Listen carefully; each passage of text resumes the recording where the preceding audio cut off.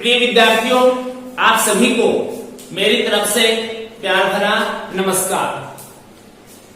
In previous chapter we have studied to find area bounded by the curve y equals to fx, the ordinate x equals to a, x equals to b and x axis। Previous जो अपनी exercise थी, exercise number 10 और 10 के अंदर 10.1, जिसके अंदर हम first principle और लिमिट एज ए सम और एब इनिशियो मेथड के द्वारा इंटीग्रल्स फाइंड आउट कर रहे थे। उस टाइम मैंने अपने वीडियो के अंदर आपको एप्लीकेशन ऑफ इंटीग्रल्स उसका एक लाइन या एक डेफिनेशन आपको बताई थी। तो उसी चैप्टर के अंदर हम y इक्वल्स टू fx, जो कि एक इक्वेशन ऑफ कर्व है, ordinate x equals to a, x equals to b और भाई x एक्सिस, इससे बाउंडेड जो एरिया था वो एरिया हमने फाइंड आउट किया था। बस अब बात यह है कि उस एक्सरसाइज के अंदर हमने उसको एरिया नाम न देकर के उसको ओनली डेफिनेट इंटीग्रल्स के बारे में ही बता रहे थे, पढ़ रहे थे, उसकी बात कर रहे थे। जैसा कि इसको हम फिर इस तरीके से लिखा था कि x इक्वल्स टू a, जिसको हमने lower limit of the integral बोला था, और ये आपका b, और यहां जो कर्व है या इंटीग्रेंड जिसका हमें इंटीग्रल फाइंड आउट करना है, और x एक्स के लिए dx ही आता है। जैसा कि मैंने आपको बताया, in the previous chapter we have studied to find the area bounded by the curve y equals to fx, यानी कि y की वैल्यू है y dx, और ordinate x equals to a, x equals to b, ये जो दोनों हैं ये y एक्सिस के पैरेलल लाइन से हैं, और x एक्सिस यानी कि एक एक्स को हमें टच में लेना पड़ता है जहां से स्टार्ट करते हैं, जैसा कि कल भी मैंने आपको बताया था। तो अब y equals to fx, x equals to a, x equals to b और x एक्सिस को जब इंक्लूड करते हैं तो एक बाउंडेड एरिया बनता है। और उस बाउंडेड एरिया का जो फॉर्मूला है, ये कहें कि एक्सरसाइज 10 के अकॉर्डिंग अब इनिशियो मेथड या लिमिट एज ए सम के द्वारा हमने ये फाइंड आउट किया था, जिसका प्रत्येक जो टर्म है वो जीरो की ओर टेंड्स टू हो रहा है। जीरो की ओर क्या हो रहा है भाई? अग्रसर।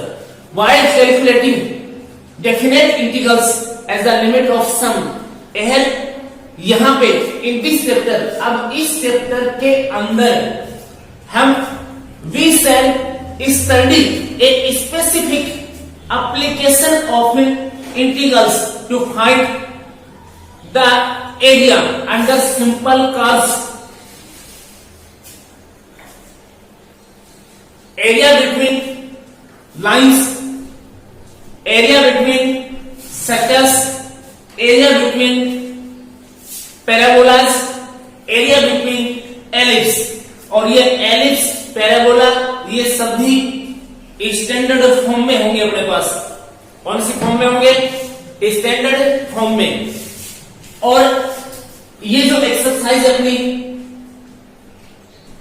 11 है, इसका नाम भी वैसे लिखा है एप्लीकेशन ऑफ इंटीग्रल्स, यानी कि अपन ने जो एक्सरसाइज 9 और 10 पढ़ी है उनका अनुप्रयोग, वो काम में कहां आते हैं। और इसको लिखा है इसने इस एक्सरसाइज में क्वाड्रेचर, यानी कि समाकलनों के अनुप्रयोग क्षेत्र कलन। तो ये जो इसमें न्यू वर्ड अपने पास आए हैं, ये क्वाड्रेचर अर्थात क्या भाई? क्षेत्र कलन है। तो जो एरिया फाइंड करने की जो प्रोसेस है उसी प्रोसेस को हम क्षेत्रकलन में बोलते हैं। The process of finding area of plane figure is known as quadrature. यानी कि जो प्लेन फिगर्स हैं उनका हमें एरिया फाइंड आउट करना है, और वो एरिया फाइंड आउट करने की जो कंप्लीट मेथड है, जो विधि है, उसी विधि को हम क्या बोलते हैं भाई? क्वाड्रेचर बोलते हैं। जो कि हमने 10 की एक्सरसाइज यानी है कि 10.1 के अंदर इस फॉर्मूले के अकॉर्डिंग पढ़ा है। अब पहले तो बात करते हैं अपन एक्सरसाइज 11 के अकॉर्डिंग कि हम इस तरीके से एरिया कैसे फाइंड आउट करते हैं। तो मैं छोटा सा एग्जांपल लेकर के मैं सिंपल वे में आपको समझाता हूं, बताता हूं, ध्यान देना। तो इसके अंदर भी ये है, अपने पास ये मेन है कि हमें एक तो कर्व का इक्वेशन मिलेगा, लाइंस मिलेगी, एक्स एक्सिस मिलेगी, और क्या मिलेगी? वाई एक्सिस क्वेश्चन के अंदर मिलती है। या फिर वो तो अपन जैसे ग्राफिकल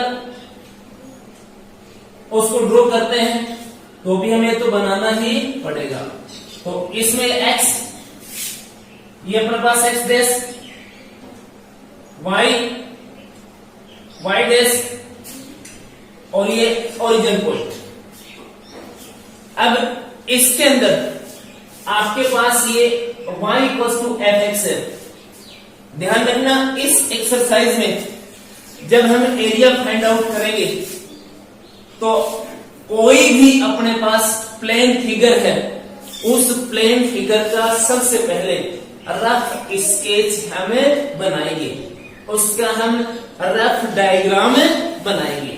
तो रफ डायग्राम बनाने के लिए वही y = fx, ये fx आपके पास पैराबोला हो सकता है, एलिप्स हो सकता है, सर्किल हो सकता है, या फिर और कोई हो सकता है। प्रीवियस क्लासेस के अपने 9th 10th 8th थी, उन क्लासों के अंदर आपके पास जो सिंपल प्लेन फिगर थे, जैसे रेक्टेंगल हुआ, स्क्वायर हुआ, ओनली सर्किल हुआ, इनका तो इजी वे में हमने एरिया फाइंड कर लिया।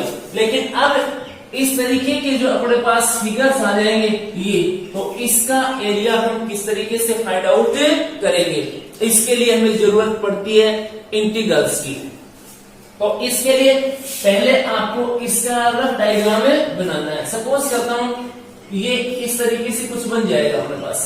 ये अपने पास है y = fx, ये बनेगा। इसके बाद x = a, ये लाइन बन जाएगी अपने पास वही x = a की, यानी यहां पे अपना a 0, ये क्योंकि ये जो लेंथ होगी ये अपने पास कितनी होगी भी? a होगी। इसके बाद x = b, यहां भी ये अपने पास x = b, जो कि y एक्सिस के पैरेलल लाइंस का इक्वेशन है, और यहां जो पॉइंट होगा वो अपना होगा b 0। ये जो लेंथ होगी कंप्लीट यहां से लेकर के यहां तक, ये अपने पास कितनी होगी भी? b। इसको नाम दे देता हूं मैं a, ये b, यहां पॉइंट c, और यहां पॉइंट कितना? d। और ये है अपनी एक्स एक्सिस, जो कि हमने पहले ही फॉर्म कर लिए, पहले ही बना चुके हैं अपन। अब इनसे बाउंडेड एरिया हमें फाइंड आउट करना है। तो अब इनसे बाउंडेड एरिया तो वही ये है अपना, जिसको हम अन्य किसी सिंबल से डायरेक्ट करके दिखा देंगे इस तरीके से, जो हमें फाइंड आउट करना है। क्योंकि देख लेना ध्यान से, अपने पास y = fx की लाइन ये हुई, ये जा रही है। x = a, वो लाइन ये है भाई, x = b, वो लाइन ये है भाई, और x एक्सिस वो लाइन ये है भाई। और इनसे जो बाउंडेड है, इनसे जो घिरा हुआ एरिया है, वो अपने पास बनेगा a b c d a।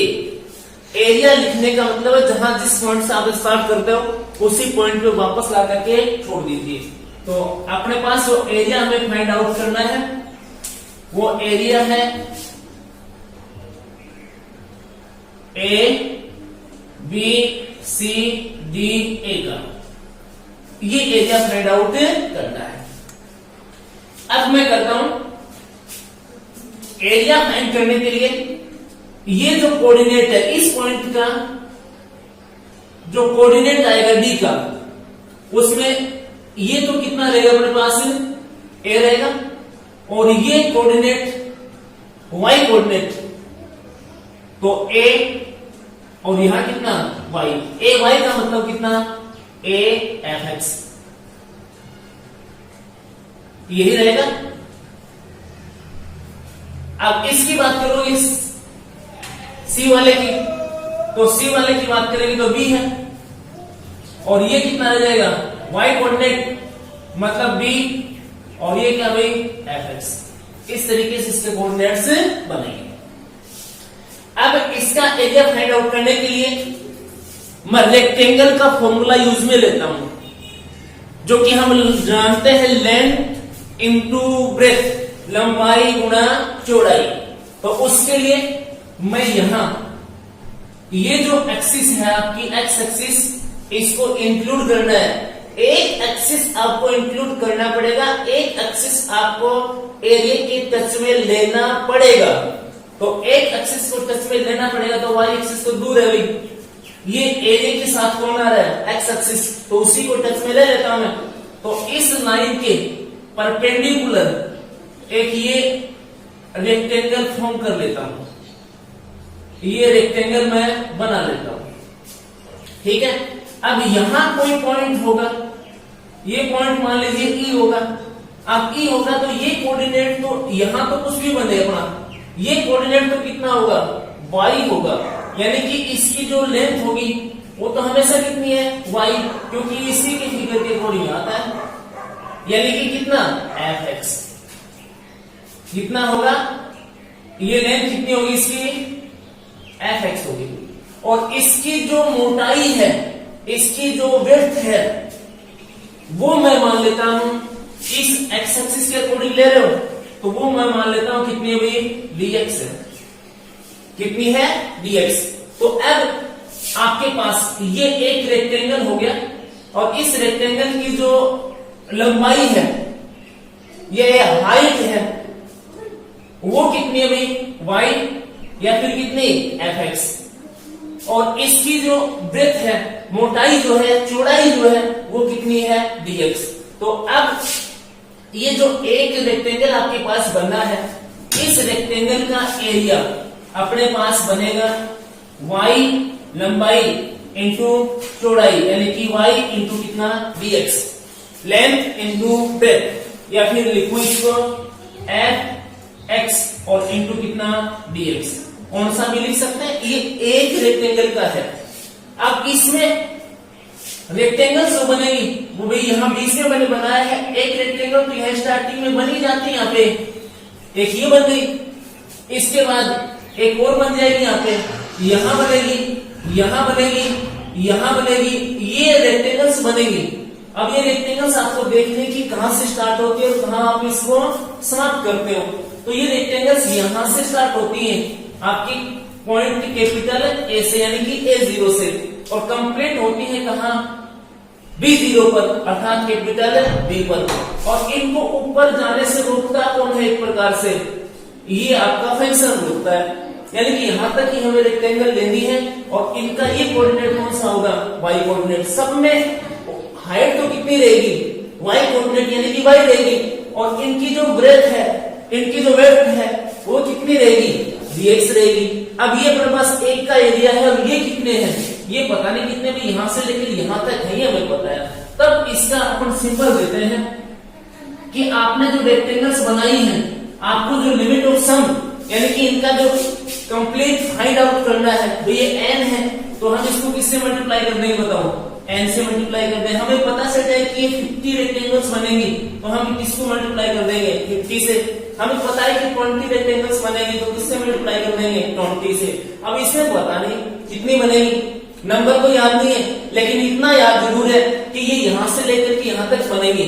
तब हम लिखते हैं, ये इस तरीके से सम लगा के लिखते हो आप, x इक्वल्स टू a, कहां से, और x इक्वल्स टू कहां तक, b तक जाएंगे। x इक्वल्स टू a से कहां तक है, x इक्वल्स टू b तक, और हमें f x और इंटू कितना dx, ये सिग्मा समेशन के लिए यूज में आता है, कहां से लेके कहां तक, ए से लेकर के कहां तक, बी तक, और फिर एफ एक्स इंटू कितना dx। फिर इसको हम लिख देते हैं इंटीग्रल कहां से, a टू b, और ये आपका एफ एक्स dx। तो इस तरीके से हमें ये जो आपका कर्व है, यानी ये जो रीजन बाउंडेड है आपका, इसका एरिया हम फाइंड आउट कर लेते हैं।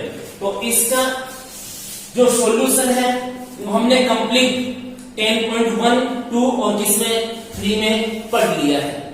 अब इसका आगे सॉल्यूशन 10.1 के अकॉर्डिंग, 2 के अकॉर्डिंग, या फिर किसके अकॉर्डिंग, 3 के अकॉर्डिंग फाइंड आउट कर लेंगे, और वही जो अपना आंसर बनेगा वो A B C D A, ये जो बाउंडेड एरिया है इसका क्षेत्रफल, इसका मान अपने पास आ जाएगा।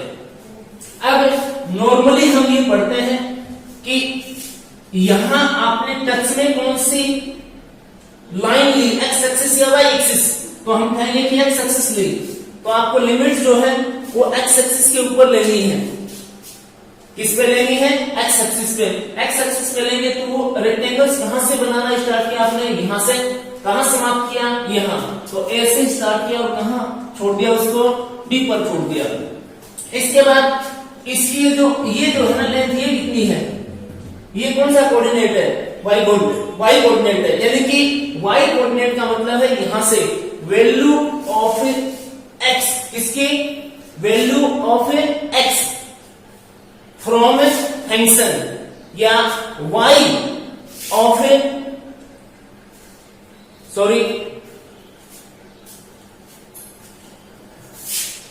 यहां इस लेंथ का मतलब है value of y from given function, कोई भी फंक्शन है उससे ये y की क्या है वैल्यू, यहां लिमिट्स तो होंगी, इसमें x की वैल्यू होगी, ये रही, ये लिखा मैंने अभी x equals to a, x equals to b, तो ये तो x की वैल्यूज है, और यहां जो ये fx लिखा जाएगा ये किसकी वैल्यू है भाई, y की वैल्यू है। इसको नॉर्मल हम लिखते हैं a टू b, ये x की वैल्यू है भाई, और ये भी किसकी वैल्यू है, x की वैल्यू है। यहां y ऑफ फंक्शन, यानी कि जो अपने पास कर्व है उससे किसकी वैल्यू, y की value in terms of x, तो वो जो वैल्यू आएगी वो किन के टर्म्स में आएगी, और यहां क्या भाई dx, जिसका हमें x के रेस्पेक्ट इंटीग्रल फाइंड आउट करना है। अब इसी को हम यदि y x के फॉर्म में पढ़ें, किसके फॉर्म में भी, y x के फॉर्म में, तो y x के फॉर्म में जब इसको पढ़ोगे तो इसको हम कुछ इस तरीके से नोट कर देंगे, x इक्वल्स टू कितना एफ वाई, और इसके बाद भी y equals to a, y equals to b and y axis, x equals to f y, y equals to कितना a, y equals to b and y axis. फिर इसका जो हम ग्राफ लेंगे तो x डैश, y डैश, और ये origin. इसके लिए अब ये जो अपना ग्राफ है या ये जो कर्व है ये कुछ इस तरीके से ले लेता हूं मैं। अब ये तो हो गया अपने पास x इक्वल्स टू कितना एफ वाई बन जाएगा। अब यहां से x y equals to a, तो ये y इक्वल्स टू कितना a बनेगा भाई, और यहां जो पॉइंट होगा और जीरो कितना होगा a, यानी कि x की वैल्यू तो जीरो होगी। अब ये y इक्वल्स टू b, यहां ये y इक्वल्स टू कितना हो जाएगा भाई b, और ये जो पॉइंट आपका होगा ये होगा 0b। यहां अपने पास a, ये अपने पास b, ये c, और ये क्या ले लो d, और ये आपकी y एक्सिस। तो अब इससे जो अपना एरिया बना है वो भी ये तो अपनी y एक्सिस हो गई, ये y इक्वल्स टू a हो गया, ये y इक्वल्स टू b, और ये हो गया ऊपर। अब इनसे बाउंडेड एरिया तुम्हें साफ साफ दिख रहा है, ये बन जाएगा, बनेगा। अब अब जब आप इसका एरिया फाइंड आउट करोगे तो आपको जो रेक्टेंगल लेनी है उसमें आपको y एक्सिस इंक्लूड करना पड़ेगा। अब y एक्सिस इंक्लूड करोगे तो y एक्सिस के परपेंडिकुलर आपको रेक्टेंगल लेना पड़ेगा जिसकी मोटाई, जिसकी वेट आपको लेनी पड़ेगी क्या, dy। क्या लेंगे, dy। अब वो रेक्टेंगल यहां से स्टार्ट हो सकता है, यहां से ये रेक्टेंगल्स बनेगी, तो आपके पास कहां से लेके कहां तक बना बताओ। क्या सीधा लिख देता हूं एक बार उसी में अपने पास बना है y इक्वल टू a से और y इक्वल टू कहां तक, b तक बना है। अब ये क्या है इसका, इस पॉइंट का कौन सी कोऑर्डिनेट है, जब इस पॉइंट की बात करोगे तो इस पॉइंट की बात करोगे तो ये तो कौन सा कोऑर्डिनेट है इसका, x कोऑर्डिनेट है, और ये कौन सा कोऑर्डिनेट है, y कोऑर्डिनेट। यानी कि आपका y कोऑर्डिनेट तो कितना है b, लेकिन x कोऑर्डिनेट क्या है तुम्हारा fx है, इससे सॉरी f है y है। तो यहां अब इसकी जो वेट है dy है, ये तो dy, और इसका मल्टीप्लाई करूं किससे, f है y से, ये बनेगा। अब इसको मैं लिखूं a to b और ये आपका fy और इनटू कितना dy, या फिर यहां fy किसकी वैल्यू है, x की है, तो इसको फिर मैं लिखूं a to b x of function, या इक्वेशन जो है उसमें किसकी वैल्यू, x की वैल्यू और इनटू कितना dy, जो कि किसके पदों में आएगी, किसके टर्म्स में आएगी, y के टर्म्स में, इन टर्म्स ऑफ y और इनटू कितना dy। अब इसकी वैल्यूज हम फाइंड आउट कर लेंगे और इसकी वैल्यू जो आएगी वो आपके पास ये जो एरिया है, बाउंड एरिया अपने पास कंप्लीट आ जाएगा। तो ये अपने पास मेथड है जो कि जो अपन क्वेश्चंस करेंगे उन क्वेश्चंस में क्लियर अपने बिल्कुल समझ में आएगा। अब ये जो एक्सरसाइज हम पढ़ेंगे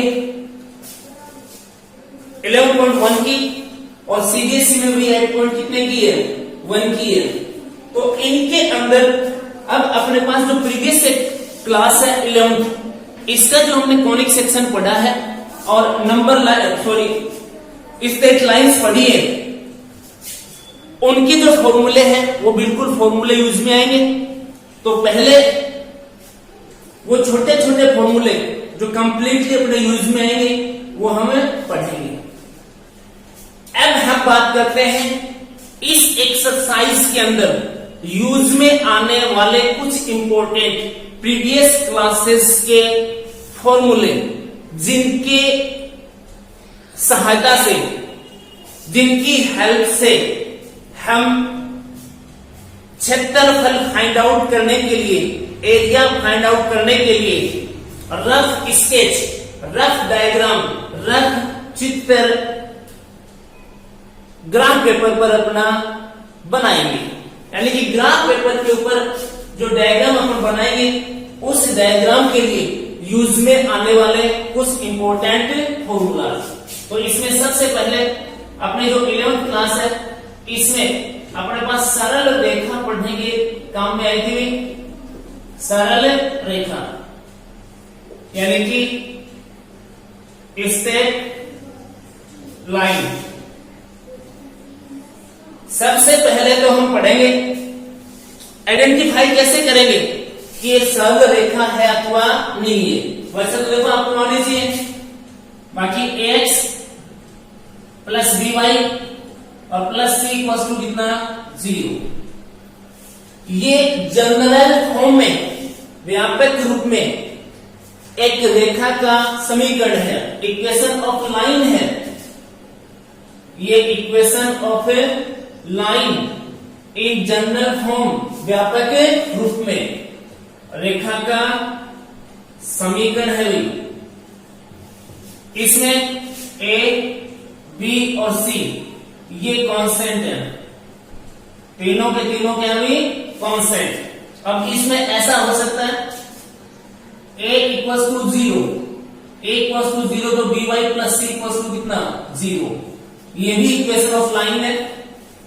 b इक्वल्स टू 0 यानी कि ax plus c equals to 0, ये भी इक्वेशन ऑफ लाइन है, और ये भी c equals to 0, then ax plus by और इक्वल्स टू कितना 0, तो ये भी लाइन ऑफ इक्वेशन है अपना। अब ये ध्यान रखना a और b दोनों साथ 0 नहीं हो सकते।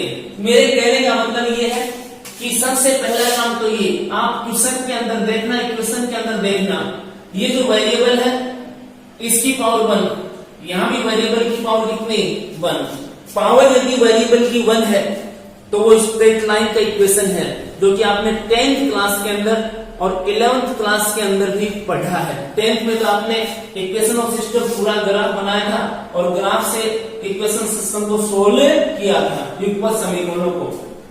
तो x की पावर 1 और y की पावर कितनी 1 1 है वेरिएबल की पावर, इट मींस वो इक्वेशन ऑफ क्या है लाइन, इससे पावर कम है 1 की भी, और पावर क्या है ज्यादा, लेस देन 1 और ग्रेटर देन कितना 1, इट मींस वो इक्वेशन ऑफ लाइन तो नहीं है। फिर आगे उसको आइडेंटिफाई करेंगे हम कि वो किसका इक्वेशन है।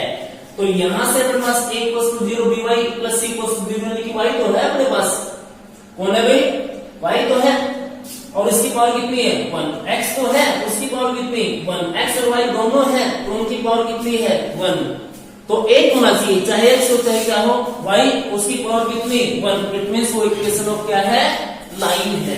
तो ये तो इसके व्यापक रूप में है, कौन से रूप में है व्यापक रूप में। अब हम बात करते हैं क्वाड्रेंट्स के अकॉर्डिंग, कुछ पढ़ते हैं यहाँ पे x डैश y और ये क्या y डैश, ये ओरिजिन। तो इसके अंदर ये अपनी x एक्सिस है और x एक्सिस का इक्वेशन होता है y इक्वल्स टू 0, यानी कि कंप्लीट जो x एक्सिस है इसके ऊपर y कोऑर्डिनेट, किसी भी पॉइंट का y कोऑर्डिनेट क्या होता है 0, तो इसका इक्वेशन देते हैं y equals to 0। Equation of x axis, x axis का इक्वेशन अपने पास y इक्वल्स टू 0, ये अपने पास है x का समीकरण, x का समीकरण अपने पास y इक्वल्स टू 0। दूसरा ये भी y एक्सिस x एक्सिस का समीकरण y इक्वल्स टू 0, और इसके ऊपर y एक्सिस के ऊपर x इक्वल्स टू क्या होता है 0। Then equation of y axis x equals to 0, यानी कि y x का समीकरण अपने पास x इक्वल्स टू कितना होगा भाई 0 होता है। अब नेक्स्ट, ये तो मेन हो गया अपना, जब आपसे कहें कि x greater than 0, y greater than कितना 0, तो मैंने बता दिया आपको कौन सा क्वाड्रेंट फर्स्ट, क्योंकि x और y बोथ आर पॉजिटिव, कौन से क्वाड्रेंट में भाई फर्स्ट क्वाड्रेंट में। x less than 0, x less than 0 यहां है भाई, कौन से क्वाड्रेंट में सेकंड में, और कौन से क्वाड्रेंट में थर्ड क्वाड्रेंट में, तो हम समझ जाएंगे। अब इसके बाद parallel lines of axis, parallel lines of axis और परपेंडिकुलर लाइन ऑफ एक्सिस, ये जो अपनी x एक्स y एक्स है इनके पैरेलल और परपेंडिकुलर लाइंस का इक्वेशन जो कि इंपॉर्टेंट है भाई। अब अपने पास ये है x डैश y और ये क्या भाई y डैश। अब आपके पास क्वेश्चन भी आएगा x इक्वल्स टू कितना 5, तो x इक्वल्स टू 5, तो भैया 1, ये 2, 3, 4 और ये कितना 5, तो x की वैल्यू कितनी दिख रही है 5, तो यहां से काउंट करके चलेंगे और काउंट करके चलोगे तो यहां मिलेगा अपने को x इक्वल्स टू कितना 5 मिलेगा। तो यहां से तुम देख रहे हो कि x इक्वल्स टू 0, ये जो है ये अपने पास y एक्सिस का इक्वेशन है, किसका इक्वेशन है y एक्सिस का, तो इसमें ही मैच कर रहा है, तो ये x की जगह x है और यहाँ कांस्टेंट की जगह यहाँ तो 0, यहाँ कितना है 5 है, तो इसका मतलब इतना तो समझते हैं अपन कि x इक्वल्स टू 0 किसका इक्वेशन है y एक्सिस का इक्वेशन है, तो ये y एक्सिस तो नहीं हो सकती, लेकिन y एक्सिस की क्या होगी फिर पैरेलल। तो इसका ऐसे ग्राफ हम नोट करेंगे x इक्वल्स टू कितना 5, और जब इस पॉइंट की बात आएगी इसकी, तो ये पॉइंट तुम्हारा होगा 5 0। इस तरीके से नोट हम करेंगे। दूसरा x इक्वल्स टू भाई -2 आ जाए, x इक्वल्स टू कितना -2, तो भाई -1 और ये माइनस कितना 2, तो फिर लाइन कुछ इस तरीके से बड़ी बन जाएगी। x इक्वल्स टू -2 की लाइन है, और जब इस पॉइंट की बात करेगा तो इसको हम -2 0 लिखेंगे। ये डिस्टेंस आपकी पॉजिटिव 2 और ये डिस्टेंस आपकी पॉजिटिव कितनी 5 रहेगी। जब इसमें अपने पास y ये एक्सिस है और इसी के समांतर, इसी के पैरेलल लाइंस का जो इक्वेशन आएगा वो x equals two plus minus क्या आएगा भी a लिखे या फिर क्या लिखे b लिखे। y एक्सिस है और y एक्सिस के पहले जो इक्वेशंस होंगे उनका formula x equals two plus minus a, यह a कांस्टेंट है, यहाँ a कितना है 5 इस साइड में, इस साइड में आएगा -5 -2 -3, तो इस तरीके से अपने पास बनता चला जाएगा। नेक्स्ट, अब ये जो इक्वेशन है या ये जो लाइन है ये y एक्सिस के क्या है पैरेलल है, और दूसरे वे में इसको बोले तो ये x एक्सिस है, ये x एक्सिस के क्या है परपेंडिकुलर है। x एक्सिस के तो क्या है परपेंडिकुलर और y एक्सिस की क्या है पैरेलल है। तो इसी तरीके से हम दूसरा लेते हैं अपना, y के अकॉर्डिंग पढ़े, तो y के अकॉर्डिंग पढ़ोगे तो अपने पास कोई ये इक्वेशन आ जाएगी y equals to 3, y equals to कितना 3, तो y इक्वल्स टू 3 तो वही 1, ये 2 और ये कितना 3, y इक्वल्स टू 3 है तो y की वैल्यू 3, तो ये आ जाएगा भाई, ये कितना होगा 3। इस पॉइंट के कोऑर्डिनेट्स नोट करने पड़ेंगे, तो 0 कितना 3, क्योंकि ये कौन सी एक्सिस है y एक्सिस है, और y एक्सिस पर x कोऑर्डिनेट क्या होता है 0। जब अपने पास y इक्वल्स टू कितना आ जाएगा -3, देन -1 -2 एंड -3, तो ये इस तरीके से बनेगा। ये लेंथ भी पॉजिटिव कितनी 3, जब पॉइंट की बात आएगी तो पॉइंट लिखेंगे 0 -3। तो यहां से जब आपके पास x एक्सिस के पैरेलल कोई लाइन आए तो प्लस माइनस कितना b, y equals two plus minus b, ये x एक्सिस के क्या है पैरेलल और y एक्सिस के क्या है भाई परपेंडिकुलर लाइन से। अब अपने पास इस तरीके का डायरेक्ट आ जाएगा तो डायरेक्ट हम बना देंगे, और इसी फॉर्म का होगा जैसे अपने पास 5x प्लस 4y और प्लस 3 इक्वल्स टू कितना 0।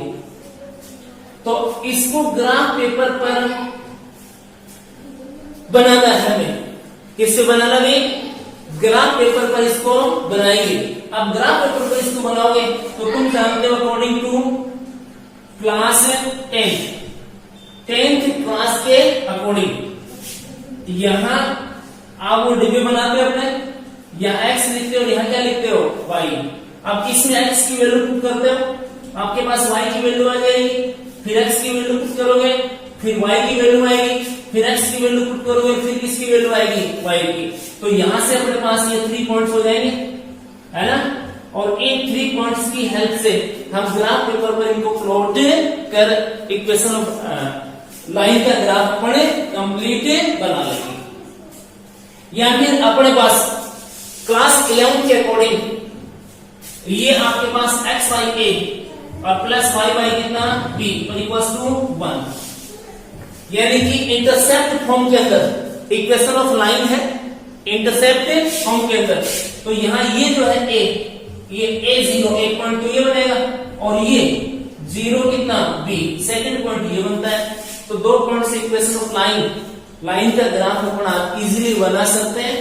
ये तो 99% क्वेश्चंस में यूज में आता है, और ये 100% जो क्वेश्चन है उनके अंदर यूज में आता है अपने पास।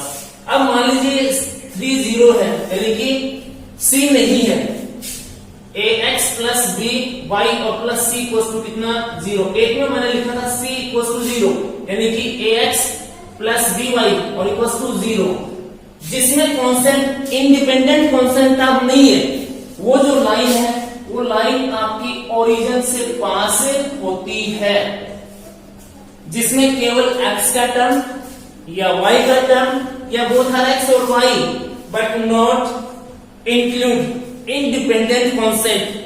Line passes through origin point, वो लाइन कहां से पास होती है? फिर ओरिजिन पॉइंट से, और उनके लिए यही तरीका अपना कारगर होता है। इस तरीके से हम लाइन का ग्राफ नहीं बना पाते। Next equation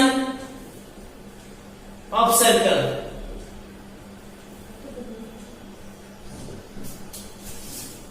equation of circle, तो सर्कल यूज में आएगा अपने पास, और सर्किल का जो इक्वेशन है वो लिखता हूं मैं, x square plus y square plus 2gx plus 2fy और प्लस c इक्वल्स टू 0। ये जनरल फॉर्म के अंदर इक्वेशन ऑफ सर्कल है। मैं नॉर्मल कंप्लीट नहीं बता रहा आपको, नॉर्मली जो इस एक्सरसाइज में अपने पास यूज में आएगा उतना ही मैं लेके चल रहा हूं। अब इनमें इनकी पहचान ये हुई सर्कल की कि एक्स स्क्वायर आता है और क्या आता है? Y square. ये हो या न हो, यानी कि एक्स स्क्वायर का टर्म होगा 100% और किसका होगा? वाई स्क्वायर का टर्म भी होगा। उसके साथ x हो सकता है, ये नहीं है, y हो सकता है, ये दोनों नहीं है, c हो सकता है, ये दोनों नहीं है, लेकिन x स्क्वायर और y स्क्वायर तो 100% होगा। दूसरी कंडीशन ये है कि ये जो x स्क्वायर और y स्क्वायर है, इनके जो कोफिशिएंट्स हैं, इनके जो गुणांक हैं वो इक्वल होंगे। कैसे होंगे? इक्वल। इनके जो कोफिशिएंट है एक्स स्क्वायर और वाई स्क्वायर का, जैसे 4x स्क्वायर और प्लस 4 ही क्या होगा? Y square. इसके आगे जो भी है या नहीं है उससे हमें कोई फर्क नहीं पड़ेगा।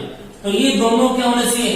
इक्वल, तभी ये इक्वेशन ऑफ सर्कल है, नहीं तो इक्वेशन ऑफ सर्कल नहीं है। रही बात दूसरी, अब कोई भी सर्कल का इक्वेशन है या सर्कल को फॉर्म करने के लिए आपको जरूरत पड़ती है एक तो सेंटर की, किसकी?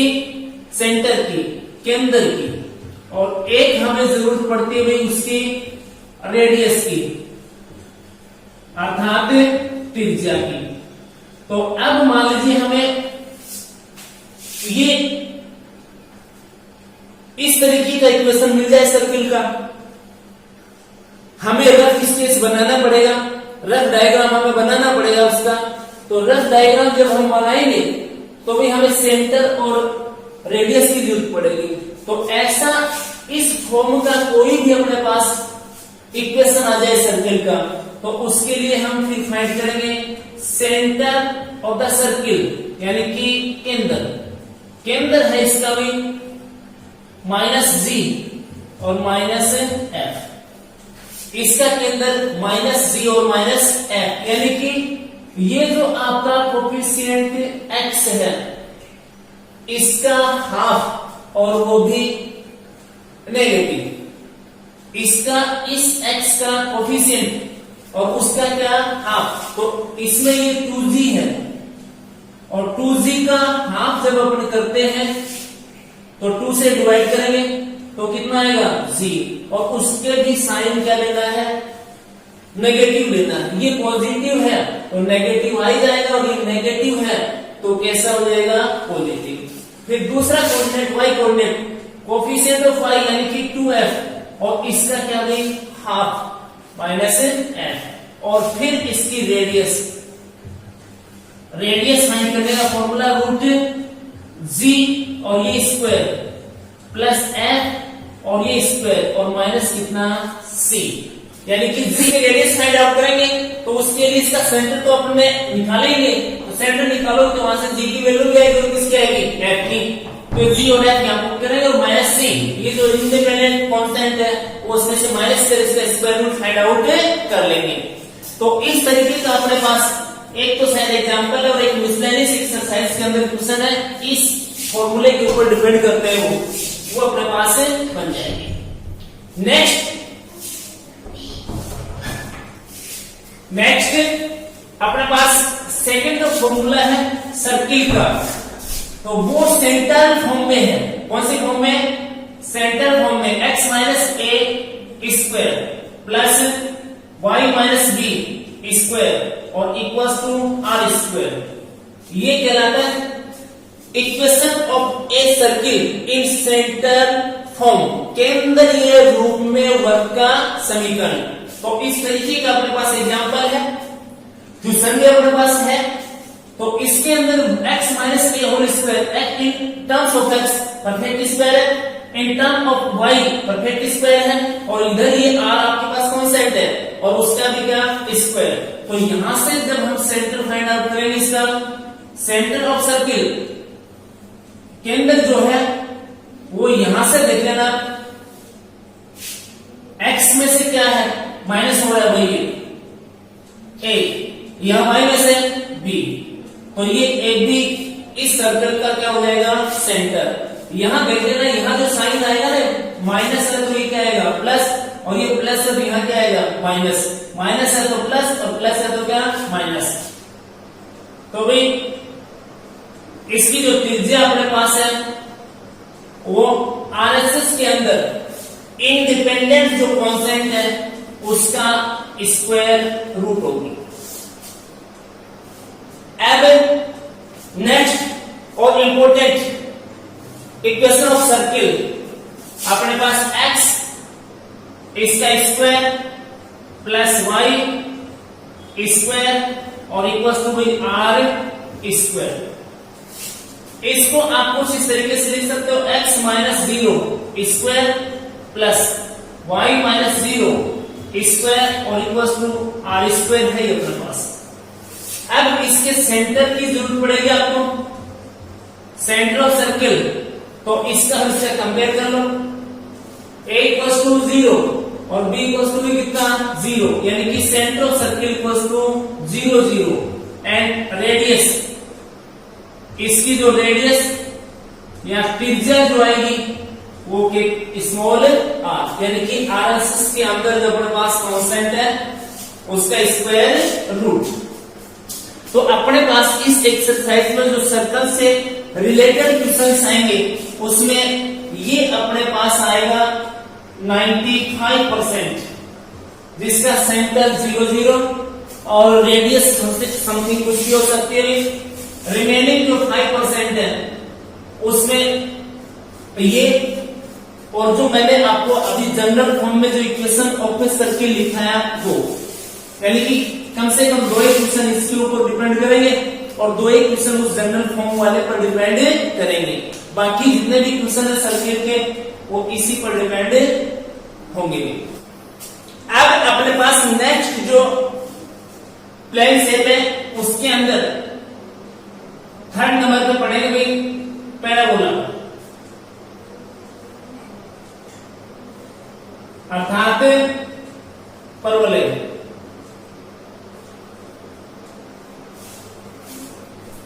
तो 11th क्लास के अंदर जो कोनिक सेक्शन अपनी एक्सरसाइज थी, उस एक्सरसाइज के अंदर सर्कल और सर्कल के बाद में अपने पास था पैराबोला, और इसके अपने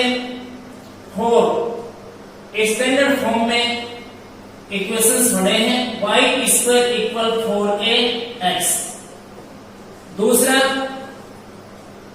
x स्क्वायर इक्वल 4ay, अपने पास 4 है, y स्क्वायर इक्वल 4x है, y square equal minus 4x है, x स्क्वायर इक्वल 4ay और x square equal minus 4ay। मैंने यहाँ 2 ही लिखे हैं, एक लिखा y स्क्वायर इक्वल 4x और सेकंड लिखा है y x square equal 4ay, क्योंकि ये जो अपनी एक्सरसाइज है इस एक्सरसाइज में केवल अपने पास ये 2 ही परवलय हैं। यहाँ मैंने केवल 2 ही इक्वेशन ऑफ पैराबोलाज लिखे हैं क्योंकि अपने पास केवल यही 2 यूज में आएंगे। तो इसकी जो पहचान है जैसे स्ट्रेट लाइन की पहचान बताई मैंने, फिर मैंने आपको सर्कल की पहचान बताई। अब थोड़ा बहुत इसके बारे में यदि हम चर्चा करें तो इसमें y और इसकी स्क्वायर है, यानी कि वन वेरिएबल x और सेकंड वेरिएबल y, तो y की स्क्वायर है, तो रिमेनिंग जो वेरिएबल होगा वो इसकी हाफ पावर में आपको मिलेगा। तो यहाँ इसकी पावर कितनी है 1, ये 4 में है तो यहाँ 2 मिलेगा, 8 में है तो यहाँ 4 मिलेगा पावर में। सेकंड जो लिखा मैंने x स्क्वायर इक्वल 4ay, यहाँ वेरिएबल x स्क्वायर पावर 2, तो यहाँ कितनी 1 हाफ पावर में मिलेगा। यहाँ 4 मिलेगी इसकी पावर, तो यहाँ मिलेगी इसकी पावर कितनी 2। अब इनका ग्राफ बनाए, यानी कि ग्राफ पेपर पर इनका डायग्राम किस तरीके का बनेगा, तो x एक्सिस, y और ये वही y एक्सिस और ये ओरिजिन पॉइंट। अब ये जो y स्क्वायर इक्वल 4x है, y स्क्वायर इक्वल 4ax, इसका जो शीर्ष होता है वर्टेक्स, वो भी 0 0 होता है। इसका जो वर्टेक्स है वो 0 0 यहां। नंबर 2, इसकी जो फोकस पॉइंट होता है, जिसको हम नॉर्मली एस से नोट करते हैं, वो A0 होता है। यानी कि यहां से जब अपन देखेंगे तो x कोऑर्डिनेट तो कुछ न कुछ है और y कोऑर्डिनेट क्या है 0, तो यहां से नोट करते हैं ये A0, और इसकी जो एक्सिस होती है या x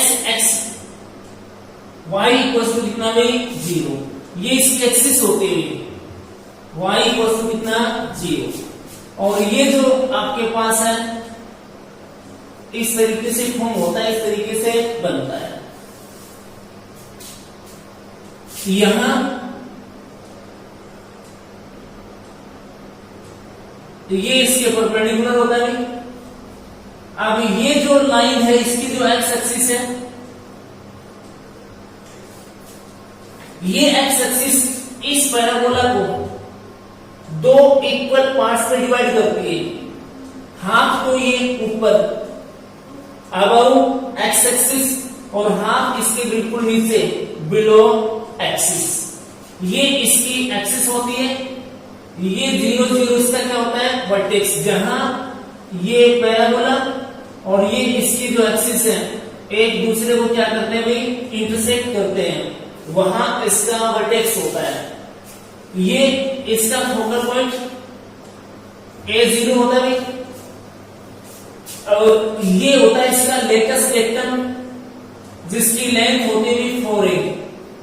ये इसका क्या होता है लेटस रेक्टम होता है जिसकी लेंथ कितनी होती है 4a, और ये आपके पास y स्क्वायर इक्वल 4ax। बस इतना ही यूज में आता है अपने पास। आपको क्वेश्चन के अंदर ये देखना है y स्क्वायर इक्वल 4x लिखा है, y स्क्वायर इक्वल 3x लिखा है, y स्क्वायर 3 2x इस तरीके से लिखा है। तो आपको तो ये आइडेंटिफाई करना है कि ये पैराबोला जो है वो इसमें मैच होता है या फिर इसमें मैच होता है। इसमें मैच होता है तो इस साइड बना दो इसको रफ इसका, और इसमें मैच होता है तो अभी मैं आपको बताऊंगा। तो यहां से इसका जो वर्टेक्स है 0 0 है, इसका जो फोकस पॉइंट है यहां नाभि, यहां पे होती है इसकी A0, और ये होता है इसका लेटस रेक्टम जिसकी लेंथ कितनी होती है 4a होती है। बस ये और ध्यान में रखना कि ये जो पैराबोला है इसको इसकी जो एक्सिस होती है, पैराबोला की जो एक्सिस होती है, और यहाँ एक्स एक्सिस है क्योंकि स्टैंडर्ड फॉर्म में पैराबोला है, तो ये जो एक्सिस है इसको 2 इक्वल पार्ट्स में डिवाइड करती है, हाफ अबव ओरिजिन और हाफ बिलो ओरिजिन। बस इतना तुम्हारे यूज में आएगा, इससे ज्यादा यूज में नहीं आता है। जब नेक्स्ट इसकी बात करेंगे अपन तो इसके अंदर जो आपका ग्राफ बनेगा, ये x डैश y और ये y डैश और ये ओरिजिन, तो ये भाई यहां से बनता है क्योंकि स्टैंडर्ड फॉर्म में है। और स्टैंडर्ड फॉर्म में जो पैराबोला होता है उसका वर्टेक्स ये 0 0 होता है और उसकी जो एक्सिस होती है वो मेन एक्सिस होती है, चाहे वो एक्स एक्सिस हो और चाहे क्या हो वाई एक्सिस, तो वो स्टैंडर्ड फॉर्म में पैराबोला कहलाता है, परवलय कहलाता है। इसकी जो एक्सिस है वो ये है भाई, ये इसकी एक्सिस है, x इक्वल टू कितने 0, x इक्वल टू कितने में 0, जो कि इस पैराबोला को दो इक्वल पार्ट्स में डिवाइड करती है, हाफ तो right side of x y axis और हाफ क्या लेफ्ट में। ये पार्ट और ये पार्ट बिल्कुल दोनों के दोनों क्या है इक्वल है। और इसका जो नाभि जो फोकस पॉइंट होता है वो यहाँ 0 a लिखते हैं इसको, और इसका जो वो परपेंडिकुलर लेटस रेक्टम होता है वो कुछ इस तरीके से, और इसकी लेंथ भी कितनी होती है 4a, यानी कि 2a इधर और 2a इधर। केवल इतना ही यूज में अपने पास आता है। यदि x square equal 2x equal 7y है अपने पास, इट मीन समझ जाना कि ये पैराबोला की बात कर रहा है क्योंकि x स्क्वायर है और ये क्या भी y। ये जो 4a है, ये तो 4 तो कांस्टेंट है और ये भी क्या है तुम्हारा कांस्टेंट ही माना यहाँ पे, तो इनकी वैल्यू तो कुछ भी हो सकती है, उससे हमें कोई फर्क नहीं पड़ेगा। मैन y स्क्वायर और x और x स्क्वायर और क्या है y है, तो इसके अकॉर्डिंग आइडेंटिफाई इसको करके हम और इसका ग्राफ पेपर पर हम ग्राफ बना लेंगे, रफ डायग्राम हमें बना देंगे। आपको केवल पेपर में इतना देखना है कि ये जो पैराबोला है इसमें मैच होता है, इसमें मैच होता है। यदि ये यहाँ लिखा है इसमें मैच होता तो आप इसको इसके ऊपर बना दो, बिल्कुल सही है। और दूसरी बात ये ध्यान रखना कि दो ही टर्म होना चाहिए, एक x का और एक इसका y का, तब ये स्टैंडर्ड फॉर्म में पैराबोला होता है भाई। और यदि दो से ज्यादा है टर्म तो इसका मतलब पैराबोला का इक्वेशन तो हो सकता है लेकिन फिर वो स्टैंडर्ड फॉर्म में नहीं है। और एक एग्जांपल है अपने पास पैराबोला का लास्ट में, जो कि अपने स्टैंडर्ड फॉर्म में नहीं है, बाकी टोटल जो क्वेश्चंस हैं वो सभी अपने स्टैंडर्ड फॉर्म में दिए गए हैं। नेक्स्ट फोर्थ और लास्ट सिंपल कर्व है एलिप्स का, दीर्घ वर्ग जिसे अपन बोलते हैं। ये भी अपने स्टैंडर्ड फॉर्म में ही आएगा, ये स्टैंडर्ड फॉर्म से अलावा अपने पास नहीं आएगा। तो इसके दो इक्वेशन है इसके, एक तो लिखता है एक्स स्क्वायर अपॉन कितना ए स्क्वायर और प्लस वाई स्क्वायर अपॉन कितना बी स्क्वायर और equal to 1 where a greater than कितना बी। सेकंड जो है वो x square upon a square और plus y square upon b square equal to 1 और ए लेस देन कितना बी। इस तरीके से इक्वेशन सेम ही है, बस इसमें ये जो कांस्टेंट है इन कांस्टेंट का डिफरेंस है अभी, एक में ए ग्रेटर देन बी है और एक में ए लेस देन कितना है बी, यानी कि ए इक्वल्स टू बी नहीं है, a इक्वल्स टू बी नहीं है। यदि a इक्वल्स टू बी होगा तो एक्स स्क्वायर वाई स्क्वायर के टर्म सही, a इक्वल्स टू बी होगा तो फिर ये आपका एलिप्स दीर्घवृत्त न होकर के सीधा क्या बन जाएगा भाई वर्त बन जाएगा। यानी कि जब हम इसको आइडेंटिफाई कर रहे हैं, लाइन का आइडेंटिफाई करना बताया मैंने, फिर सर्किल का बताया कि सर्किल के अंदर एक्स स्क्वायर वाई स्क्वायर के दोनों के टर्म्स होंगे, लेकिन उनमें एक्स स्क्वायर वाई स्क्वायर के कोएफिशिएंट क्या होंगे इक्वल होंगे। यहाँ भी एक्स स्क्वायर वाई स्क्वायर होना जरूरी है, लेकिन एक्स स्क्वायर और वाई स्क्वायर के जो कोएफिशिएंट्स हैं वो इक्वल नहीं होंगे। एक बार तो a ग्रेटर देन b और एक बार a लेस देन कितना b।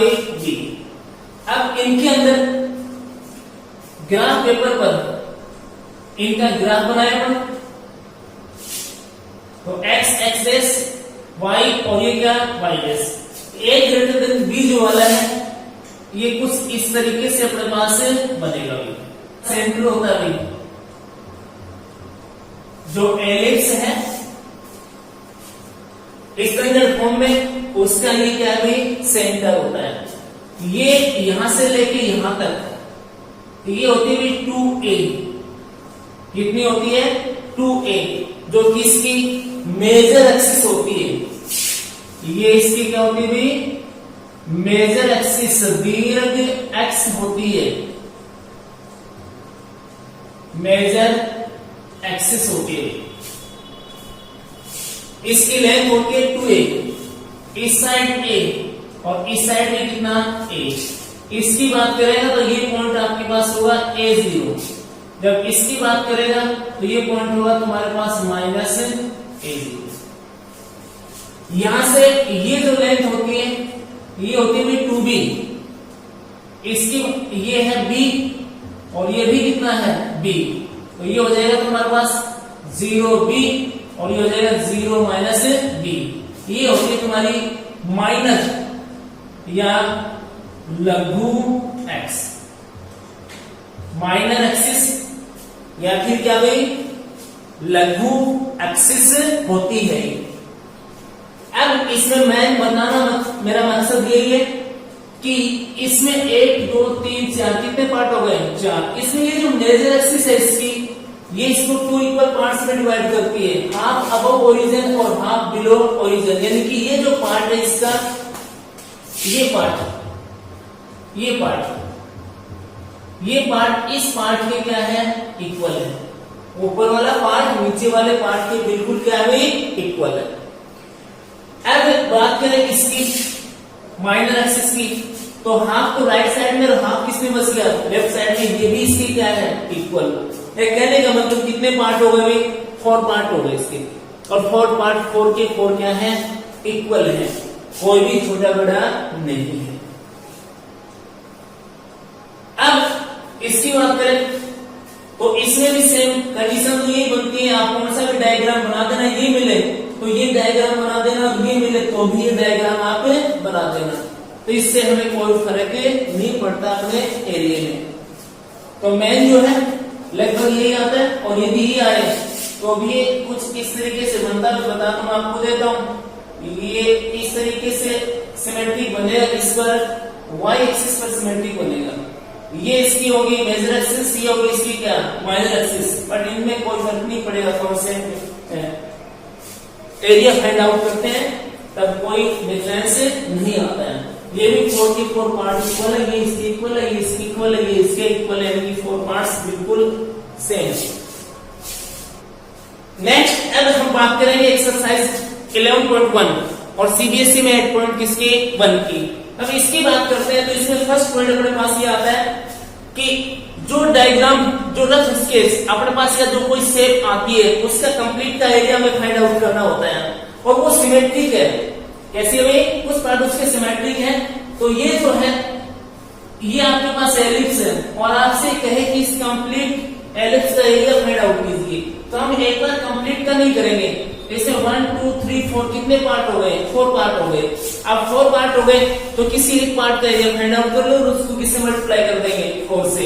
ये पूछे आपसे कि अबव ओरिजिन का एरिया फाइंड कीजिए, यानी कि अबव ओरिजिन यानी कि अबव एक्स एक्सिस का ऊपर वाले पार्ट का, तो इसका फाइंड कर लेंगे और उसको किससे मल्टीप्लाई कर देंगे, 2 से कर देंगे।